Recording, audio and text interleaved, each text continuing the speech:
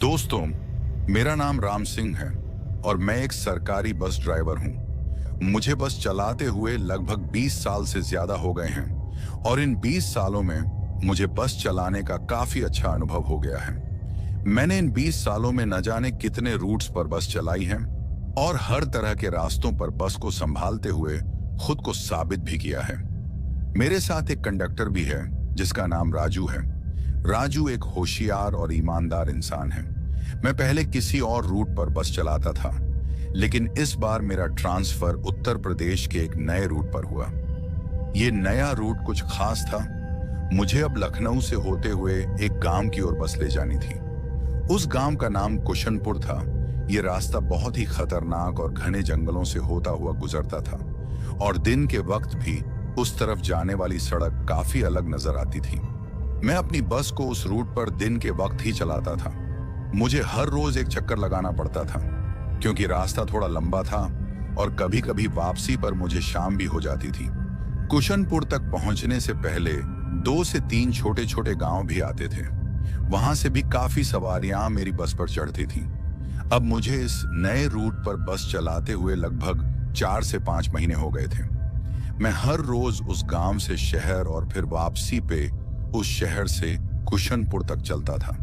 सब कुछ अच्छे से चल रहा था। एक दिन मैं और राजू एक होटल में बैठकर चाय पी रहे थे। तभी मेरा कंडक्टर राजू मुझसे कहता है कि उस्ताद, क्या आपने कभी इस रास्ते के बारे में कुछ अजीब सुना है? मैंने कहा नहीं तो। फिर राजू कहता है, उस्ताद मैंने सुना है ये रूट दिन के वक्त तो ठीक है, लेकिन रात में खतरों से खाली नहीं है। कहते हैं कि रात के वक्त यहाँ पे बहुत से लोगों के साथ काफी अजीबो गरीब हादसे हुए हैं और कुछ लोगों का तो आज तक पता नहीं चला कि कहाँ गए हैं। और फिर वो मुझसे कहता है कि उस्ताद, मैंने गाड़ी में बैठी सवारियों से भी काफी बार ऐसा सुना है। तभी मैंने हंसते हुए कहा, क्या यार राजू, तुम भी किन बातों पे विश्वास करते हो? ये भूत प्रेत कुछ नहीं होता, सारे बातें अफवाह हैं और ऐसी बातें तो काफी गांव में मशहूर होती हैं। तुम टेंशन मत करो, ऐसा कुछ नहीं है। और तुम्हें तो पता है हमें भी काफी वक्त हो गया है इस रूट पे चलते, लेकिन आज तक तो कभी कुछ महसूस नहीं हुआ। तभी राजू कहता है, लेकिन उस्ताद रात के वक्त तो नहीं चले ना हम इस रूट पे। तो मैं उससे कहता हूं कि तुम भी किन बातों को पकड़ के बैठे हो, इन बातों का कोई मतलब ही नहीं है। और रही रात की बात तो कभी ना कभी वो भी देख लेंगे। फिर मैंने राजू से कहा, इन बातों को छोड़ो और अपने काम पर ध्यान दो। उसके बाद हम हर रोज की तरह उस रूट पर डेली चलते रहे। दरअसल मैं भूत प्रेत पे विश्वास नहीं करता था, लेकिन मुझे इस बात का पता भी नहीं था कि आने वाले कुछ दिनों में मेरे साथ क्या होने वाला है। अब सब कुछ अच्छे से चल ही रहा था कि फिर वो दिन आ जाता है जिस दिन हमारे साथ वो घटना हुई थी। उस रात को मैं कभी भी नहीं भूल सकता। वो मंजर आज भी मेरी आंखों के सामने एक बुरे सपने की तरह आ जाता है और मेरे रोंगटे आज भी खड़े हो जाते हैं। दरअसल मैं अपनी बस को लेकर रोज की तरह कुशनपुर से शहर की तरफ लाता हूं और फिर कुछ समय के बाद हमारी बस शहर पहुंच जाती है। अब शहर में पहुंचते ही मैं अपने कंडक्टर राजू से कहता हूं, राजू, आज हम बस का काम करवा लेते हैं। इसके इंजन में कुछ प्रॉब्लम आ रही है और काफी दिनों से मैं ये बात नोटिस भी कर रहा था कि बस में कुछ प्रॉब्लम आ रही है, लेकिन मैं हमेशा सोचता था कि किसी दिन इसका काम करवा लूंगा, लेकिन मुझे टाइम ही नहीं मिलता था। लेकिन आज हमारे पास वक्त भी है और हम जल्दी से अपनी बस का काम करवा के वापस भी आ जाएंगे ताकि हम जल्दी से सवारियां लेकर गांव की तरफ निकल जाएं।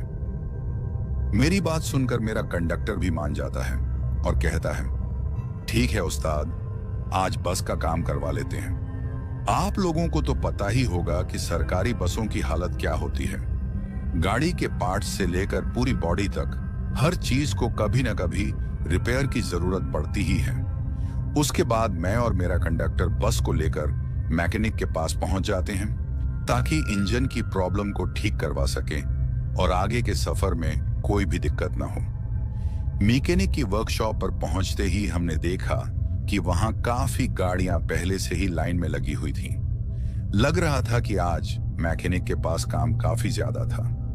राजू ने थोड़ी बेचैनी से कहा, उस्ताद, लगता है आज हमें काफी देर लग जाएगी।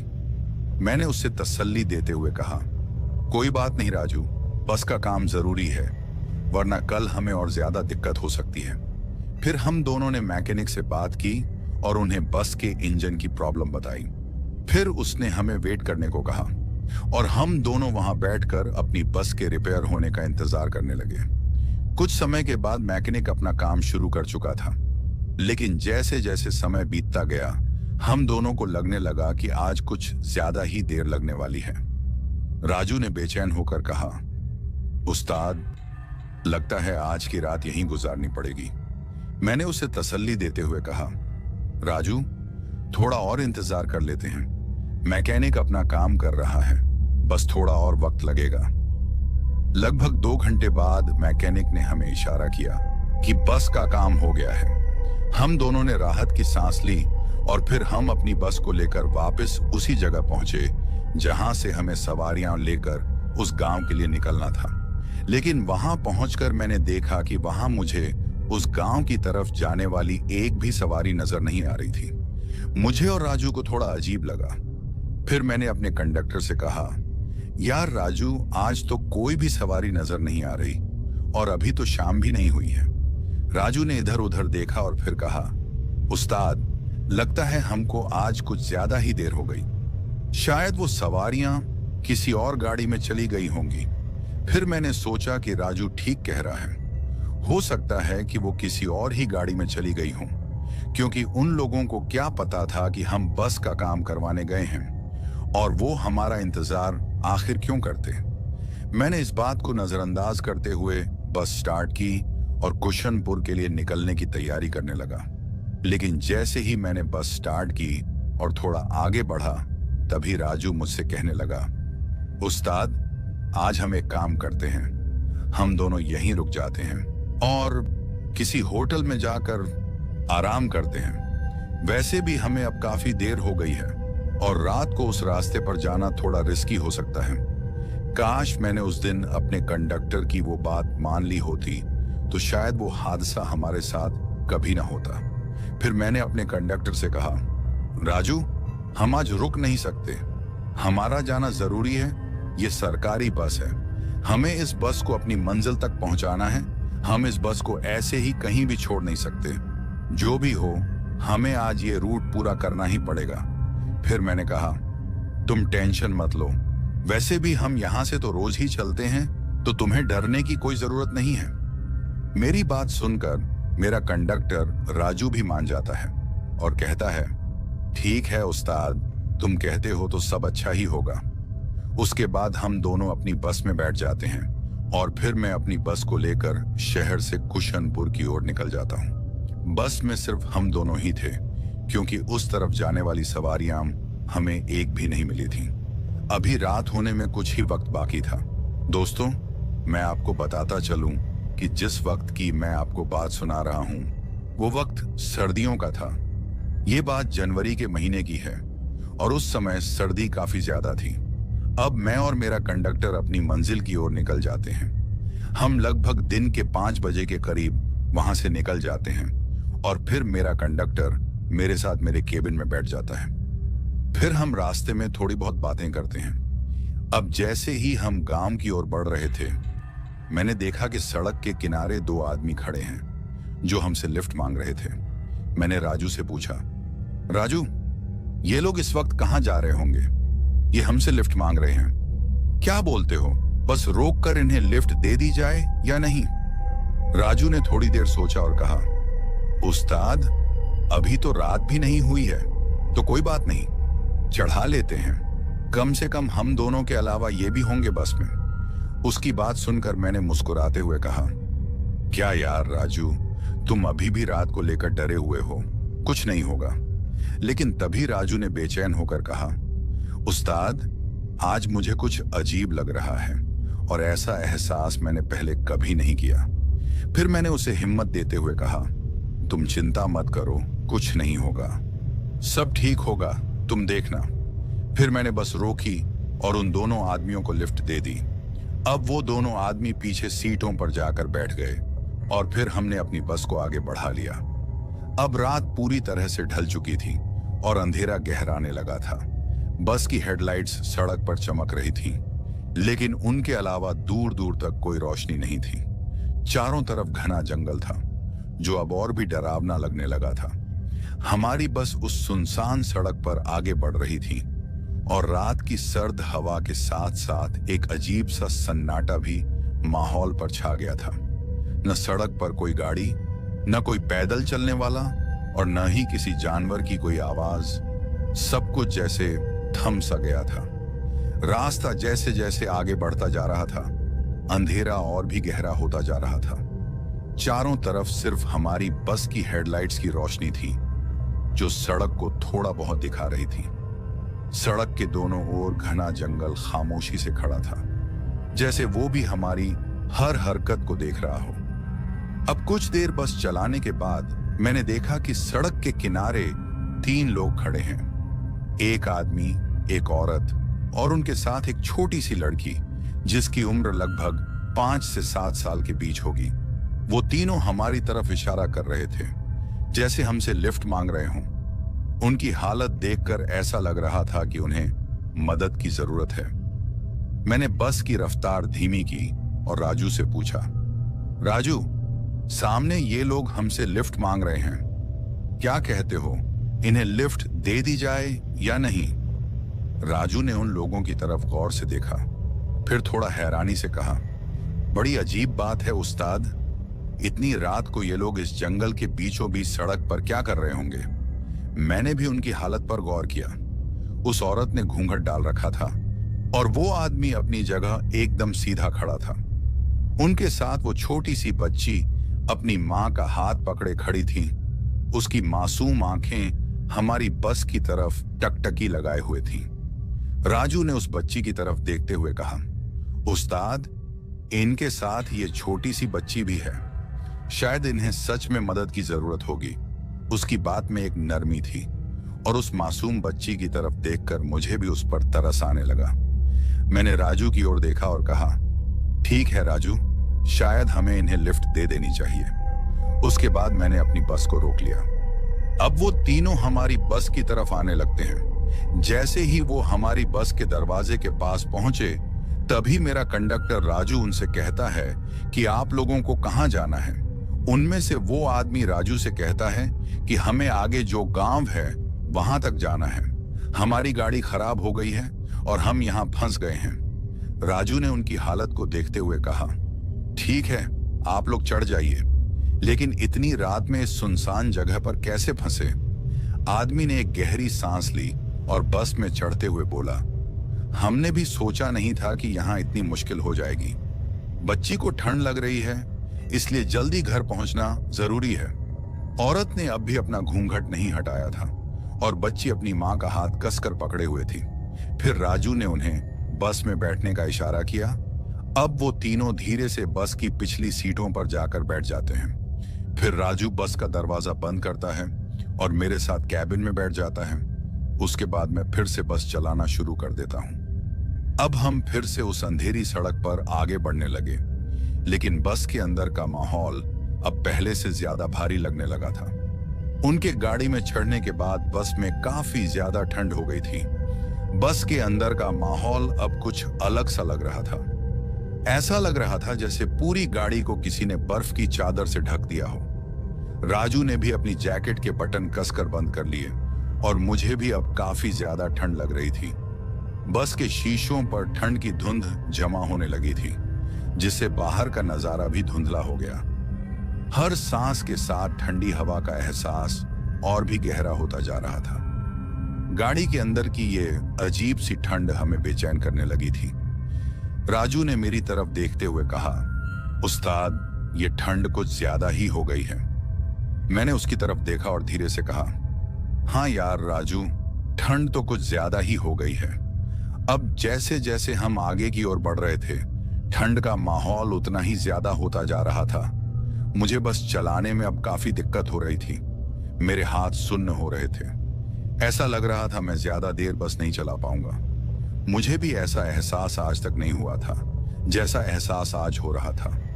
अब हमारी बस जंगल के बीचों बीच उस सुनसान सड़क पर चल रही थी। कुशनपुर का रास्ता अभी भी 2 घंटे दूर था। आसपास किसी भी तरह की आवाज नहीं थी, सिर्फ हमारी गाड़ी के इंजन की गड़गड़ाहट और टायरों की हल्की आवाज सुनाई दे रही थी, जो उस गहरी रात के सन्नाटे को तोड़ने की कोशिश कर रही थी। रास्ते के दोनों ओर सिर्फ घना जंगल और पेड़ों के साए दिखाई दे रहे थे, मानो वो भी हमारी गाड़ी के साथ चलते हुए हमें देख रहे हों। अब जैसे ही हम कुछ आगे बढ़े, अचानक से बस के अंदर की लाइटें टिमटिमाने लगीं। मैंने और राजू ने एक दूसरे की तरफ देखा और हमें समझ में नहीं आ रहा था कि ये क्या हो रहा है। तभी अचानक बस को जोर जोर से झटके लगने लगे। ऐसा लग रहा था जैसे कोई बस को पीछे से धक्का दे रहा हो। अभी मैं कुछ समझ पाता उससे पहले ही हमारी बस सड़क के बीचों बीच रुक गई। फिर हमारी बस की हेडलाइट्स भी ऑफ हो गईं, जिसकी वजह से अब हमें बस के सामने की तरफ कुछ भी दिखाई नहीं दे रहा था। बस में अब अंधेरा इतना ज्यादा हो गया था कि मैं और मेरा कंडक्टर राजू एक दूसरे को देख भी नहीं पा रहे थे। उसके बाद राजू ने अपनी जेब से मोबाइल निकाला और उसकी फ्लैशलाइट ऑन करके मेरी तरफ किया। अब राजू ने डर के मारे मेरी तरफ देखा और बोला, उस्ताद, ये सब क्या हो रहा है? ऐसा तो पहले कभी नहीं हुआ। मैंने भी घबराहट में उसे देखा, लेकिन खुद को संभालते हुए कहा, शायद बस में कोई तकनीकी खराबी आ गई है, जिसकी वजह से ये सब हुआ है। लेकिन हैरानी की बात तो ये है राजू, कि आज ही तो हमने बस के इंजन का काम कराया था और अच्छे से बस की सर्विस भी करवाई थी। फिर ये सब कैसे हो गया, कुछ समझ नहीं आ रहा है। लेकिन तुम चिंता मत करो, मैं देखता हूं कि आखिर बस में क्या समस्या हुई है। ऐसा कहकर मैं अपनी सीट के पीछे से एक बैग निकालता हूं, जो मेरा होता है, और उसमें एक टॉर्च होती है, जिसे मैं हमेशा साथ रखता हूं, ताकि कभी उसकी जरूरत पड़े तो काम आ जाए। और शायद आज मुझे उसकी जरूरत है।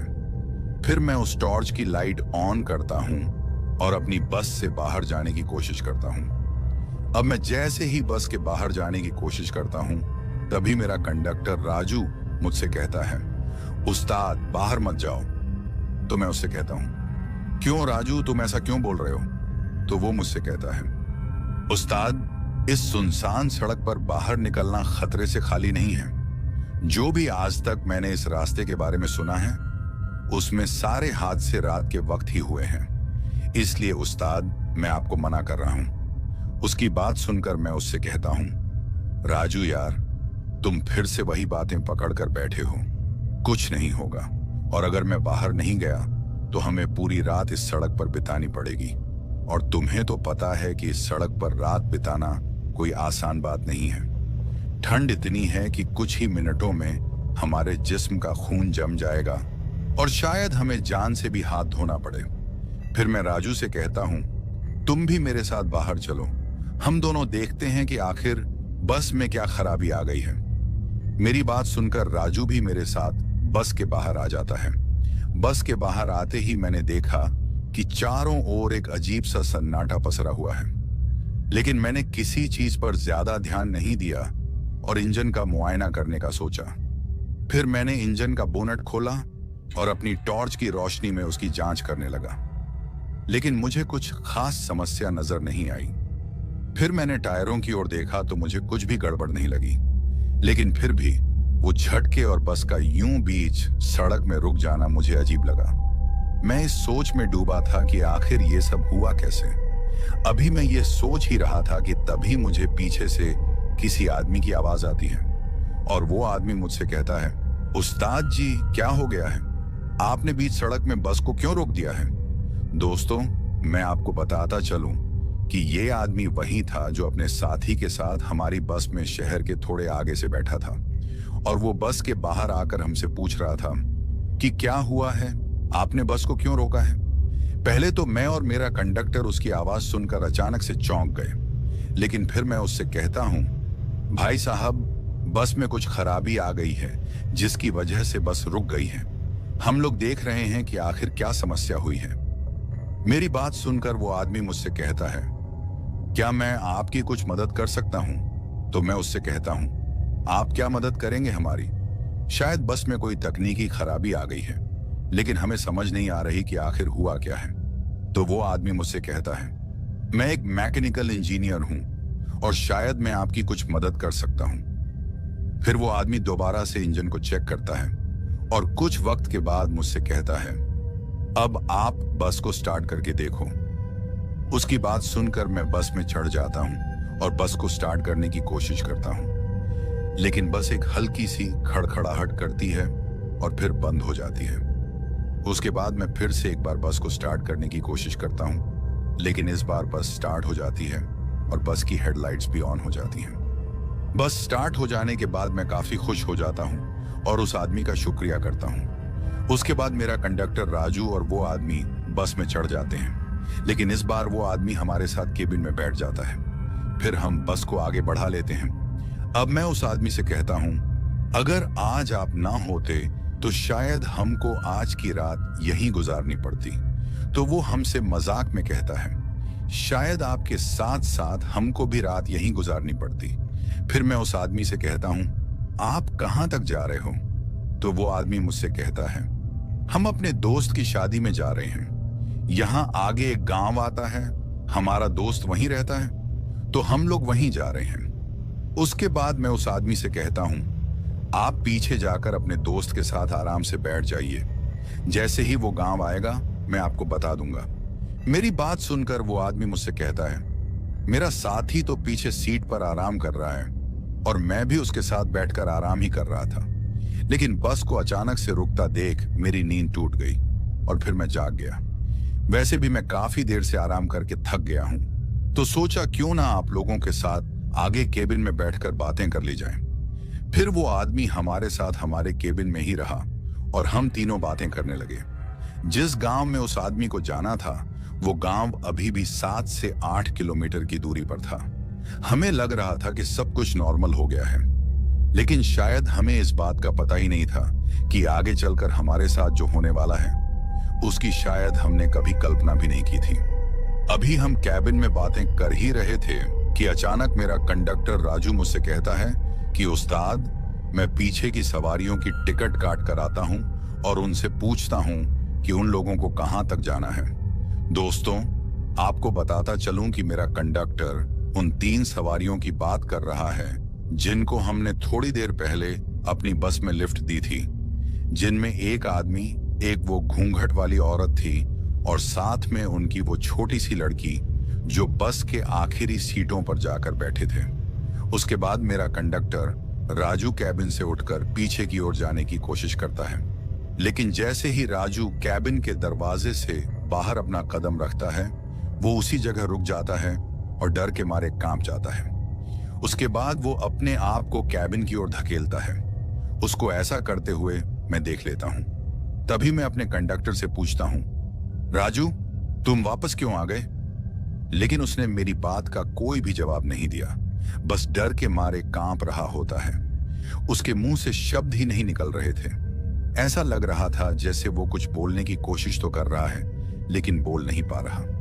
उसको ऐसे देखकर मैं भी परेशान हो जाता हूं। मेरे बार बार पूछने पर भी वो एक मूर्ति की तरह खड़ा होकर बस के पीछे की तरफ ही देख रहा था। अब मेरे साथ वाला आदमी भी मेरे कंडक्टर से पूछता है, भाई साहब, आपको क्या हो गया है? आप कुछ बोल क्यों नहीं रहे? उसकी बात सुनकर मेरा कंडक्टर राजू अपनी उंगली से बस के पीछे की तरफ इशारा करता है। उसके इशारा करते ही वो आदमी भी अब खड़ा हो जाता है और फिर वो भी केबिन से पीछे की ओर जाने की कोशिश करता है। अब जैसे ही वो पीछे की ओर जाने की कोशिश करता है उसका भी वही हाल हो जाता है जो मेरे कंडक्टर राजू का हुआ था। मतलब कि वो भी डर के मारे कांप जाता है और एकदम से केबिन में भागकर मेरी सीट को कसकर पकड़ लेता है। उसको ऐसा करते देख मैं उससे पूछता हूं, भाई साहब, आखिर ऐसा क्या देख लिया है आप दोनों ने जो आप दोनों ही डर के मारे कांप रहे हो? लेकिन मेरे बार बार पूछने पर भी उस आदमी ने कोई जवाब नहीं दिया। उन दोनों की ऐसी हालत देखकर मैं भी थोड़ा सा घबरा जाता हूं और सोचता हूं कि आखिर ऐसा इन्होंने क्या देख लिया है जो इन दोनों की ऐसी हालत हो गई है। अब मैं उन दोनों से कहता हूं कि आप लोग मेरे बार बार पूछने पर भी कुछ नहीं बोल रहे हो ना, तो कोई बात नहीं, मैं खुद ही बस को साइड में रोक कर देखता हूं कि आखिर ऐसा क्या है पीछे जिसे देखकर आप लोगों की ये हालत हो गई है। अभी मैंने ऐसा बोला ही था कि राजू थोड़ी हिम्मत करके मुझसे कहता है कि उस्ताद, ऐसी गलती भूलकर भी मत करना। अगर आपने बस को रोक दिया तो शायद हम तीनों इसी वक्त मारे जाएंगे। हो सकता है कि बस चलते रहने से भी हम बच ना सकें, लेकिन कुछ मिनट तक हमारी जिंदगी बच जाएगी। फिर मैं राजू से कहता हूं कि आखिर बताओगे भी कि हुआ क्या है। तो राजू डर के मारे हकलाते हुए मुझसे कहता है कि उस्ताद, पीछे जो 3 आदमी हैं वो इंसान नहीं है। उसकी ये बात सुनकर मैं राजू से कहता हूं कि तुम पागल हो गए हो, इंसान नहीं तो कौन है वो। मेरे ऐसा पूछते ही मेरी सीट को कसकर जिस आदमी ने पकड़ा हुआ था, जो हमारे साथ केबिन में बैठा हुआ था, वो आदमी भी डरते हुए मुझसे कहता है कि भाई साहब, आपका कंडक्टर ठीक बोल रहा है, वो तीनों इंसान नहीं हैं, बल्कि कोई प्रेत हैं। उसकी ये बात सुनकर अब मैं भी बहुत ज्यादा डर गया था और मेरे दिल की धड़कन तेज हो गई थी। फिर मेरे कंडक्टर राजू ने मुझसे कहा, उस्ताद, जैसे ही मैं पीछे की ओर टिकट काटने के लिए जा ही रहा था, मैंने देखा कि उन तीनों सवारियों का रूप बदल चुका था और वो तीनों ही इतने भयानक लग रहे थे कि उन्हें देखकर मेरी रूह कांप उठी और मैं थर थर कांपने लग गया।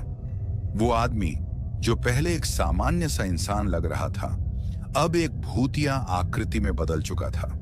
उसका पूरा शरीर जलकर काला हो चुका था। ऐसा लग रहा था जैसे वो किसी आग में झुलस कर निकला हो। उसकी आंखें पूरी तरह से सफेद हो गई थीं, जैसे उसमें कोई अजीब सी आत्मा समा गई हो। और जो औरत उस आदमी के साथ हमारी बस में चढ़ी थी, उस औरत ने अब अपना घूंघट उठा लिया था। उसके लंबे डरावने बाल हवा में लहराते हुए खौफनाक माहौल बना रहे थे। वो औरत उस आदमी से भी ज्यादा भयानक नजर आ रही थी। उस्ताद, उसकी तो आंखें ही नहीं थीं। आंखों की जगह खाली गड्ढे नजर आ रहे थे और उसका चेहरा पूरी तरह से कटा फटा और विकृत दिखाई दे रहा था। उसके हाथों के नाखून बेहद लंबे और तीखे थे। उसकी बड़ी बड़ी दांतों की धार जो होंठों से बाहर झांक रही थी, उन पर खून भी लगा हुआ था। उस्ताद, इतना ही नहीं, और भी सुनिए। वो जो छोटी सी मासूम दिखने वाली बच्ची थी ना, जिसे देखकर हम दोनों का दिल पिघल गया था, वो भी अब एक छोटे से प्रेत के रूप में बदल चुकी है। वो तीनों मिलकर एक आदमी को नोच नोच कर खा रहे हैं। उस्ताद, ये वही आदमी है जो इन भाई साहब के साथ हमारी बस में चढ़ा था। उस आदमी का सीना पूरी तरह से फट चुका था और उसके शरीर के अंगों को वो औरत, जो अब एक चुड़ैल बन चुकी थी, और वो आदमी दोनों मिलकर खा रहे थे। वो छोटी सी लड़की, जो अब एक छोटे से प्रेत में बदल चुकी थी, उस आदमी का गला फाड़कर उसका खून पी रही थी। उस्ताद, ऐसा डरावना नजारा देखकर किसी की भी रूह कांप जाएगी। मैं खुद को संभाल नहीं पा रहा हूं और डर के मारे कांप रहा हूं। और इतना तो मुझे पता है कि आज हम सब खत्म हैं। अगर आपने बस को रोक दिया तो उन तीनों को पता चल जाएगा कि हमें उनकी सच्चाई का पता लग चुका है और फिर वो हमें उसी वक्त मार डालेंगे। राजू की ये बातें सुनकर मेरी हालत और खराब हो जाती है। मेरे दिल की धड़कन तेज हो जाती है और मैं डर के मारे कांपने लगता हूं। इतनी ठंड में भी मेरे माथे पर पसीना आ जाता है। मुझे समझ नहीं आ रहा था कि हम आखिर बचें तो कैसे। तभी हमारे साथ बैठा आदमी अचानक फूट फूट कर रोने लगता है। राजू उससे पूछता है, भाई साहब, आपको अचानक क्या हो गया? वो आदमी कहता है, जिसे उन तीनों प्रेतों ने मार डाला वो मेरा करीबी दोस्त था और मैं उसे बचा भी नहीं पाया। अब हमारी बारी भी आने वाली है। उसकी बात सुनकर मैं उसे थोड़ी हिम्मत देते हुए बोलता हूं, अभी रोने का वक्त नहीं है। हमें अपनी जान बचाने के लिए कुछ तो करना पड़ेगा। अभी वो प्रेत उस आदमी को खाने में व्यस्त है। हमें जो भी करना होगा अभी करना होगा। फिर मैं सोचने लगता हूं कि आखिर क्या किया जाए, लेकिन डर के मारे हमारा दिमाग काम ही नहीं कर रहा था। तभी अचानक से बस के पीछे से हमें एक चीख सुनाई दी और उस चीख को सुनकर हम सब अब और भी ज्यादा घबरा जाते हैं। लेकिन हमने उस चीख को नजरअंदाज किया क्योंकि हमें पता था कि ये उन प्रेतों का ही कोई जाल होगा जिसमें वो हमें फंसाना चाहते हैं। हमें इस बात का पता था कि वो चाहते हैं कि हम उस चीख को सुनकर पीछे की तरफ जाएं और वो हमें आराम से मारकर खा जाएं। अब बस में ज्यादा देर तक रहना खतरे से खाली नहीं था। ऐसा लग रहा था कि हम तीनों अपनी मौत का इंतजार कर रहे हैं। अब कुछ देर बाद एक छोटी लड़की के रोने की आवाज आती है और ये आवाज भी बस के पीछे वाली साइड से ही आ रही थी। उस रोने वाली आवाज को सुनकर हमारी बस में डर का माहौल अब और भी ज्यादा हो गया था। हम तीनों केबिन में कांप रहे थे। अब मेरा कंडक्टर राजू और वो आदमी एक दूसरे को पकड़कर मेरी ड्राइविंग सीट के पास बैठे थे। मेरी हालत भी खराब हो चुकी थी। ऐसा लग रहा था कि मुझे अभी हार्ट अटैक आ जाएगा। अब हम सभी भगवान को याद कर रहे थे और कह रहे थे, हे भगवान, हमारी जान बचा लो, आज हमें इस मुसीबत से बचा लो, कुछ भी करो भगवान, लेकिन हमारी रक्षा करो। ऐसा कहकर मैंने बस को चलाना जारी रखा। थोड़ी देर बाद मुझे सड़क के किनारे कुछ जलता हुआ दिखाई दिया। दूर से वो आग की तरह लग रहा था। मैंने सोचा कि ये हमारी आखिरी उम्मीद हो सकती है। मैंने अपने कंडक्टर राजू को और उस आदमी को भी उस आग के बारे में बताया और उन दोनों को भी अपनी जिंदगी के बचने की थोड़ी उम्मीद लगने लगी। अब मैं अपनी बस को उस जगह तक जल्दी पहुंचाना चाहता था ताकि हमें कोई मदद मिल सके। अब हमने बस को थोड़ा तेजी से उस दिशा में बढ़ाना शुरू कर दिया, लेकिन मन में डर अब भी बरकरार था कि ये भी कोई छलावा न हो। अब हम जैसे ही उस आग की तरफ जाने की कोशिश करते हैं कि तभी हमें अपनी बस के पीछे से किसी के चलने की आवाज आती है। ऐसा लग रहा था कि वो तीनों प्रेत अब हमारे केबिन की तरफ आ रहे हैं। अब जैसे ही हमें उनके कदमों की आवाजें सुनाई देने लगती हैं, हमारे दिल की धड़कनें काफी ज्यादा तेज हो जाती हैं। हमें ऐसा लग रहा था कि हमारा दिल अभी बाहर निकल आएगा, लेकिन मैंने हिम्मत करके उन दोनों से कहा कि हम लोग अब आग के करीब पहुंचने वाले हैं। तुम लोगों को थोड़ा हिम्मत से काम लेना होगा। अगर जिंदगी चाहते हो तो हिम्मत रखनी पड़ेगी। फिर मैं उन दोनों से कहता हूं, ध्यान से मेरी बात को सुनो। मैं अपनी बस की खिड़की को खोल कर रखता हूं। जैसे ही हम आग के पास पहुंचेंगे, मैं खिड़की से बाहर कूद जाऊंगा। तुम लोग भी मेरे पीछे कूद जाना और कूदने के बाद जितनी जल्दी हो सके उस आग के पास पहुंच जाना। ध्यान रहे, जितनी जल्दी हो सके उतना जल्दी आग के पास पहुंचने की कोशिश करना। अगर हम में से कोई भी आग के पास नहीं पहुंच पाया तो फिर याद रखना कि जो हाल हमारी बस में उस आदमी का हुआ है वही हाल हमारा होगा और फिर हमें उन प्रेतों से कोई भी बचा नहीं सकता। फिर मैं उनसे कहता हूं कि मुझे ये भी पता है कि बस से कूदने के बाद हमें काफी ज्यादा चोट भी लग सकती है, लेकिन अपनी जिंदगी के लिए इतना जोखिम तो हम ले ही सकते हैं। मेरी बात को सुनकर वो दोनों मान जाते हैं। अब मैं अपनी बस की खिड़की खोल लेता हूं, लेकिन कूदने से पहले अपनी बस की गति को थोड़ा धीमा कर लेता हूं। ज्यादा धीमा भी नहीं कर सकता था क्योंकि फिर उन प्रेतों को हम पर शक हो जाता। अब जैसे ही मैं उस आग के थोड़ा नजदीक पहुंचता हूं, मैं बस से कूद जाता हूं। कूदने के बाद मैं सड़क पर थोड़ा सा आगे की ओर घिसटता हुआ जाता हूं, जिसकी वजह से मुझे बाजू में थोड़ी चोट लग जाती है, लेकिन मैं खुद को संभालते हुए उस आग की तरफ भाग जाता हूं। मेरे कूदने के बाद मेरे कंडक्टर राजू और उस आदमी ने भी बस से छलांग लगा दी और उन दोनों को भी थोड़ी बहुत चोट आ जाती है। फिर मैं उन दोनों को काफी जोर से आवाज देकर कहता हूं कि जितनी जल्दी हो सके खुद को संभाल कर भागो और मेरी तरफ आ जाओ। फिर वो दोनों ही काफी तेजी से मेरे पास पहुंच जाते हैं और अब हम तीनों ही सड़क के किनारे की ओर चले जाते हैं जहां वो आग जली हुई थी। हम सब के कूदने के बाद हमारी बस सड़क के सामने की ओर एक बड़े पेड़ के साथ टकरा जाती है। बस के टकराते ही बस के अंदर से काफी भयानक चीखें हमें सुनाई देती हैं। वो चीखें इतनी भयानक होती हैं कि उनको सुनकर किसी का भी दिल बैठ जाए। अब हम उस आग के पास जाते हैं। जब हम आग के पास पहुंचे तो हमें एक आदमी दिखाई दिया जिसकी वेशभूषा से लग रहा था कि वो कोई अघोरी है जो आग के पास बैठकर मंत्र उच्चारण कर रहे थे। उनके चारों तरफ कुछ जानवरों की हड्डियां और राख बिखरी हुई थी। उनके शरीर पर राख मली हुई थी और उनके सामने एक इंसानी खोपड़ी भी रखी हुई थी। उनका चेहरा अंधेरे में भी चमक रहा था, मानो उनके पास कोई अलौकिक शक्ति हो।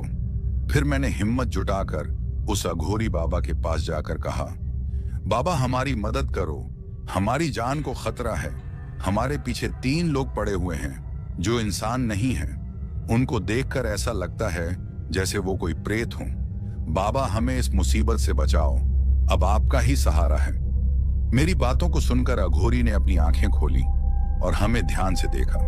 फिर उन्होंने गंभीर स्वर में कहा, तुम लोगों की समस्या को मैं जानता हूं। ये तीनों प्रेतात्माएं हैं जो इस इलाके में काफी लंबे समय से भटक रही हैं और आज वो तुम्हारी बस में चढ़ गई हैं। लेकिन तुम घबराओ मत, मैं उनकी मुक्ति का उपाय करूंगा। फिर अघोरी बाबा ने अपने पास रखी एक छोटी सी पोटली से कुछ भभूत निकाली और मंत्रों का उच्चारण करते हुए उस भभूत को हमारी बस की तरफ फेंका। उसके बाद उस अघोरी ने एक लकीर को हमारे चारों तरफ खींच दिया और फिर हमें आदेश दिया कि हम उस लकीर से बने घेरे में ही रहें। फिर उन्होंने हमें कहा कि चाहे कुछ भी हो जाए, इस घेरे से बाहर अपने कदम मत रखना। उसके बाद वो अघोरी बस के पास जाने की कोशिश करता है, लेकिन जाते जाते हमसे फिर से कहता है कि चाहे कुछ भी हो जाए, गलती से भी इस घेरे के बाहर मत आना। अगर तुम लोगों में से किसी ने भी इस घेरे को पार कर लिया, फिर मैं भी उस आदमी की कोई मदद नहीं कर सकूंगा। उसके ऐसा कहने के बाद वो अघोरी बस की तरफ चला जाता है। उसके बाद वो उस बस की तरफ दोबारा से भभूत को फेंकता है और जोर जोर से मंत्र पढ़ने लग जाता है। अब उसके ऐसा करने से बस के अंदर से अजीबो गरीब चीखें सुनाई देने लग जाती हैं। उन चीखों को सुनकर ऐसा लग रहा था जैसे मानो उन प्रेत आत्माओं को बाबा के मंत्रों से तकलीफ हो रही हो। अब अचानक से काफी तेज हवा चलने लगती है और उस हवा की वजह से हम लोगों को काफी तेज धक्के लग रहे थे, लेकिन हम लोगों ने खुद को संभाले हुए रखा और एक बात को दिमाग में रख लिया था कि अगर इस बाबा के घेरे से बाहर हम निकल गए तो फिर हमें कोई भी नहीं बचा सकता। हम तीनों ने खुद को काफी हिम्मत से उस घेरे में बनाए रखा था। अब थोड़े समय के बाद बस में से उन चीखों का निकलना बंद हो जाता है और फिर धीरे धीरे वो तेज हवा भी बंद हो जाती है। अब अघोरी बाबा ने भी अपने मंत्र उच्चारण बंद कर दिए थे। फिर कुछ वक्त बाद वो अघोरी हमारे पास आता है और फिर हमसे कहता है कि अब तुम लोगों को डरने की कोई जरूरत नहीं है। वो प्रेत आत्माएं अब मुक्त हो चुकी हैं। अब तुम सब सुरक्षित हो। फिर हम सब ने उस अघोरी बाबा का धन्यवाद किया। उसके बाद हम उस घेरे से बाहर आ जाते हैं। फिर मैं उस अघोरी बाबा से कहता हूं कि बाबा, आज आपकी वजह से हम सब बच पाए। अगर आज आप हम लोगों की मदद न करते तो शायद वो प्रेत आत्माएं हमें मारकर खा जाती। मेरी बात सुनकर वो अघोरी मुझसे कहता है कि मारने वाले से बचाने वाला बड़ा होता है और तुम सब पर महादेव का आशीर्वाद था जो मैं तुमको यहाँ पर देखा। तुमको मैंने नहीं बल्कि महादेव ने बचाया है। उसके ऐसा कहने के बाद वो हमें आगे बढ़ने का इशारा करता है और कहता है कि अब तुम लोग यहाँ से जल्दी निकल जाओ। उसके बाद हम तीनों अपनी बस की तरफ चले जाते हैं, जो कि एक पेड़ के साथ टकराई थी, लेकिन बस सड़क पर ही थी। पेड़ से टकराने की वजह से बस के आगे के शीशे टूट गए थे, लेकिन बस को उतना ज्यादा नुकसान नहीं हुआ था। उसके बाद मैं बस में चढ़ जाता हूँ, बस को स्टार्ट करता हूँ और वो स्टार्ट भी हो जाती है। हालांकि मुझे लगा नहीं था कि हमारी बस स्टार्ट हो जाएगी, लेकिन अच्छी बात यह थी कि बस स्टार्ट हो जाती है। फिर मैं अपनी बस में बैक गियर लगा के बस को पीछे की ओर करता हूँ। उसके बाद मेरा कंडक्टर राजू और वो आदमी भी बस में चढ़ जाते हैं। फिर हम तीनों वहां से निकल जाते हैं, लेकिन निकलने से पहले मैं उस जगह की तरफ देखता हूँ जहां उस अघोरी ने आग जलाई थी। हैरानी की बात तो ये थी कि उस जगह पर ना तो कोई अघोरी दिखाई दिया और ना वो जलती हुई आग। हम तीनों को कुछ समझ नहीं आ रहा था कि वो अघोरी कहाँ चला गया। लेकिन जो भी हो, आज अगर हम लोग जिंदा हैं तो ये सब उस अघोरी की वजह से है। उसके बाद हम अपनी बस को काफी तेजी से वहां से निकाल कर ले जाते हैं और दोबारा कसम खाते हैं कि चाहे कुछ भी हो जाए, उस रास्ते पर कभी भी रात में बस नहीं चलाऊंगा। और फिर कुछ महीनों बाद मैंने अपना ट्रांसफर उस जगह से दूसरी जगह करवा लिया था, लेकिन आज भी उस रात को याद करके मेरी रूह कांप जाती है। तो दोस्तों, कैसी लगी हमारी ये कहानी? अगर आपको ऐसी और भी कहानियां सुननी हैं तो हमारे चैनल को सब्सक्राइब करना बिल्कुल मत भूलिएगा।